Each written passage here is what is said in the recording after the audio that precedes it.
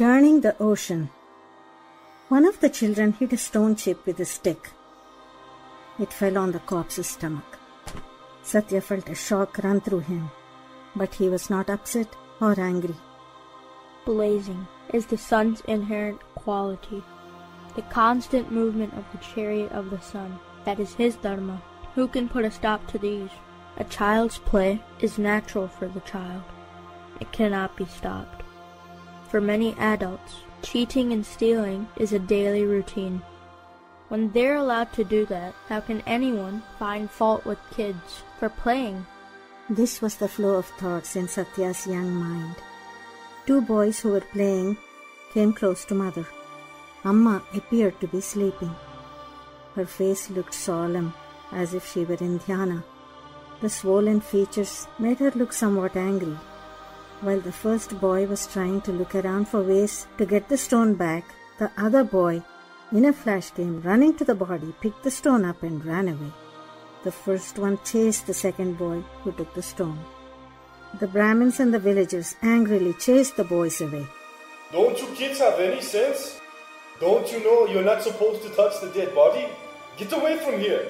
Go play near the well. They screamed at the kids. Oh, they're told off for touching the corpse, but not for hitting my mother. Satya had a wry smile on his face. Involuntarily, a giggle burst from him.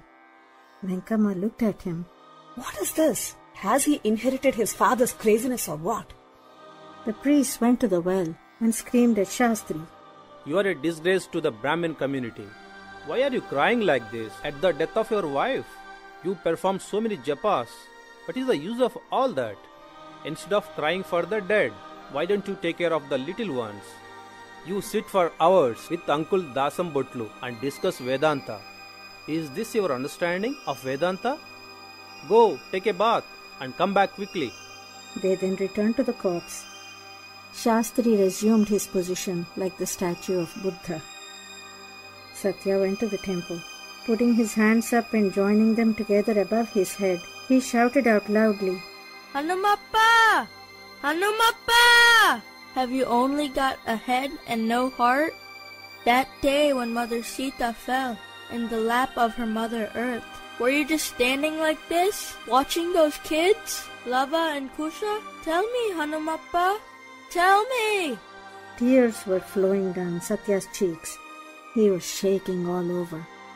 Externally there was no change in the idol of Hanumappa, but there must have been some movement inside. Shastri, who had been sitting all this time like a statue, suddenly got up and ran towards the well. Satya walked back towards his mother's body. Shastri came back with wet clothes and the funeral rites began in deep earnest. The priests were treating the event like a celebration. They were decorating the corpse with flowers. The relatives and friends from Kandukur and Anantapur started arriving. Even the relatives didn't express any grief. They all acted as if they were witnessing a festival in Kailasa, the abode of Lord Shiva. While the rituals were being conducted, Satya's mind was trying to fly across the boundaries of the vast universe. Birth, incarnation, death, salvation. These are the 4 stages in the life of man. They seem like 4 steps.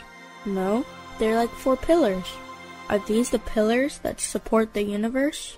In this game of pillars, seems as if the pillars themselves are constantly changing their positions.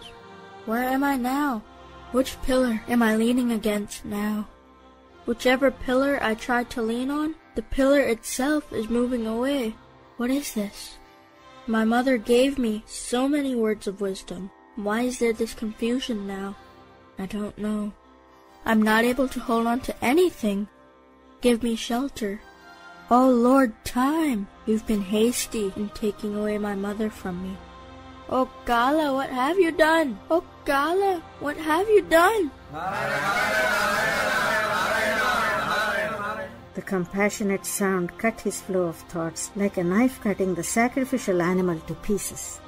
After the death of his mother early in the morning, this was the first time that this call made Satya jump.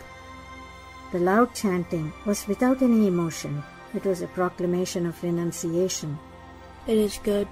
This call of death has destroyed without mercy my useless worldly thoughts, thought Satya. The corpse was now being carried to the cremation grounds. Shastri was carrying a lighted torch. He looked like a ghost. Some elders followed the corpse and Satya followed them quietly. It was about 5 o'clock in the afternoon. One could see the shadows spreading across the narrow streets, but the sun was still shining as if to prove that he had a special right to do so in Rayalaseema. In the sky there were 2 clouds, preventing the heat of the sun from directly falling on the corpse. Satya felt that they were the attendants of Shiva sent to protect his mother. He nodded his head in approval. Suddenly he heard a giggle from nearby. It was from a young married couple who were walking joyfully hand in hand in the evening sun. As soon as they saw the corpse, their heads dropped. Like water draining away on sand, their happiness also drained quickly. In its place, their faces showed disgust. They turned their backs and went the opposite way. Satyanarayana was really puzzled at this reaction. The girl was the daughter of a local farmer, Dodda Reddy. It appeared that his son-in-law must have come to visit his new bride. That was probably the reason for the excitement in their walk and talk. The girl used to come to Satya's mother to learn music. Today, my mother is no more. The girl's eyes are filled with the vision of her beloved husband. She can't even see the corpse. What a strange world. The happiness of the world I don't share. In my sorrow, the world does not share. He walked along, immersed in his thoughts. The bearers of the corpse were walking fast because they were carrying a weight. The followers were walking slow because they were getting tired. A short distance further, in another house, angry shouts of a businessman and his wife were heard. Don't you have any sense? You think what you did? The couple had just passed their middle age. It was a familiar sight for the villagers to see them fight like this. They chose the front of their house to stage most of their fights, in full view of the public. The corpse moved forward, but some of the followers stood back to witness the quarrel. Some went in to give their verdict, and some others went to tell them off. The couple, on seeing the corpse, looked on for a few seconds, expressed their disgust at the sight, went inside and continued their quarrel. The couple were Dad's family friends. They had actually come in the morning to express their condolences. What happened so soon afterwards?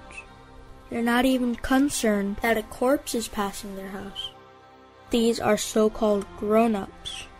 They're supposed to know the way of the world. They're supposed to know Dharma, and they have experienced sorrow in their lives. In what way are they any different from that silly young couple? Satya had so many questions that he could not find answers to. The corpse reached the other end of the village and approached the Anantapuram link road. Some distance away near the shrine of Ramulamma was an old tree. The colorful evening sky, like an elderly Sumangali anointed with auspicious turmeric and kunkuma, appeared to offer a welcome to Mother. In the north, far away, the attendants of Shiva appeared like beautiful birds and made a pleasant sound. Mother Nature seemed to appreciate the rites that were being conducted for Mother. Here, the atmosphere is neither that of sorrow nor that of happiness. This is just pure, uncontaminated peace. The nature is showing her happiness. This peace is Mother's true nature, thought Satya. Just then a hand fell on his shoulders from behind. It was that of an old man from the village. His eyes and his white bushy eyebrows were emanating peace. My son, you should not come to this place. You will get frightened. Please go away. He was advising Satya. Oh, I should not go any further? Okay then, but I'm not frightened. I will just stay here. Please, don't say no, Tata. These were not the words of an 11-year-old boy. They were the words of an experienced old man. Tata looked at the sky and then went away silently. No one took notice of him.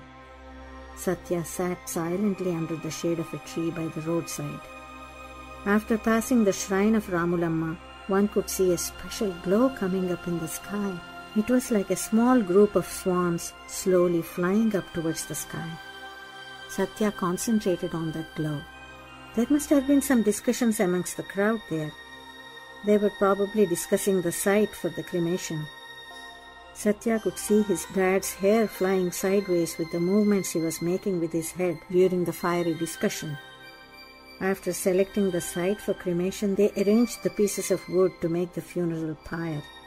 As the pyre was being built, Satya noticed that the glow was getting stronger and bigger. Every piece of wood on the pyre was like a thought going through his mind. The thoughts in his mind were getting piled up one on top of another, just like the wood on the funeral pyre. The atmosphere was peaceful, but the thoughts inside were tumultuous. What is truth? What is time? Mother said that Brother Kodandarama was time, but she did not explain to me the nature of the world, and I did not ask her either. From my observation, I think desire, anger, and sorrow describe the world. This peace that I am experiencing now, where is this from? Where does it belong? Is it not of this world? Why is it not available to everyone? I think that it is my duty to make this peace available to all. Who decided to give this immense peace to this 10-year-old boy who normally would be engaged in playing a game of marbles? The mother of the 14 worlds has imparted this wisdom to me. But why? She has a number of worthy sons to give it to, but she gave it to me. Why? There are so many kind-hearted people. These are those wealthy people who have renounced everything. And of course, there are so many people who are old by age. Amongst the millions of children she has selected me. Why? Why does she give this to me? I'm hardly 10 years old. How come these waves of doubts in me are not subsiding? Had I performed upasana in my past births? Is it the result of that I am receiving this peace now? My father's upasana is not anything small. He has been a great upasaka. He is a great renunciant. Even Mother appreciated that quality in him. If that is so, why is he now acting like a lion? This entire village had been like one family. Despite the differences in caste and their respective duties in the society that they belong to, they do give respect to each other and address one another as brother, sister, uncle, aunt, and carry out and farming together. Father is uncle to all in the village, and Mother had been mother to all. When he is facing such great sorrow in his life, how is it that not even one person has a word of comfort to offer him? What is the problem with everyone? Where has the system failed? It is true that nobody cooked food today in their homes, but I feel that it was only a routine duty that they were following. When there is a death in any household in the village, it is customary not to cook food before the cremation. It was definitely not out of compassion to the family that is suffering bereavement. Did anyone cry to their heart's content today? Did anyone inquire about the welfare of the young children who lost their mother today? My father gave predictions to the villagers. He has given them medicines. He has fixed auspicious times for their family functions. He has even given loans in times of need and donated for charitable purposes. Mother helped many women in the village. When they came to her with problems, she gave them sacred ash or kumkum to relieve their burden. So many are enjoying the benefits they receive from her blessing. Mother suddenly died today. The Reddy's family's function was not cancelled. The quarrel in Seti's house did not stop. How can the hopscotch game played by the children be suspended? Something is wrong with the backbone of the system. A poisonous bug has entered the system and has damaged the dharma that has been handed down for generations for the welfare of all. It does not matter if I have to eat dirt. I must do something. It does not matter if I have to squeeze out and give away the fruits of my sadhana of all my previous births. I must do something. What can I do that will be fruitful? When will my mother's blessings bear fruit? What is the answer? Yes! Yes, I know it. That is the key. That is the supporting pillar. Kindness. Kindness. Kindness. I had been dizzy while I played the game of 4 pillars. This is the supporting pillar that I missed in that game. Knowledge is the eternal foundation for this pillar of karuna, kindness. Janma, incarnation, death, moksha, compassion, jnana. These 3 pairs, the 3 pairs of qualities, are the lords of birth, survival, and death. Every birth has to be for the sole purpose of incarnation only. Death of the ego leads one to moksha. Pure, uncontaminated knowledge has to be the foundation. Unselfish compassion has to be the supporting pillar for the entire community.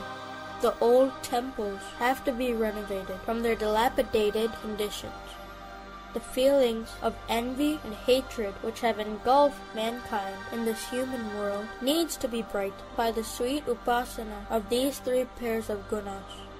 That will bring back pure brotherly feeling amongst us all. That work has to be done. When it is completed, there will no more be a brother who would be cheated. The children without their mothers will not be suffering anymore. Let there not be one single brother or one single sister who would have to travel the 4 quarters in search of a single word of compassion. I know this is my duty. Mother, be compassionate to me. Please, help me to complete my duty. Satya received the nectar from the churning of his thoughts, and all his doubts cleared on their own. His eyes were open, but the rest of him was not there. The fire near the tree must have subsided. It was probably quite late. Shastri was picking up the bones in the ash. Satya, with a cool, serene mind, closed his eyes. He made an earnest attempt to search for any thorns or pebbles that might be blocking the smooth flow of his thoughts. As slowly his thoughts faded away, he entered into the state of samadhi where there was no room for any further thought.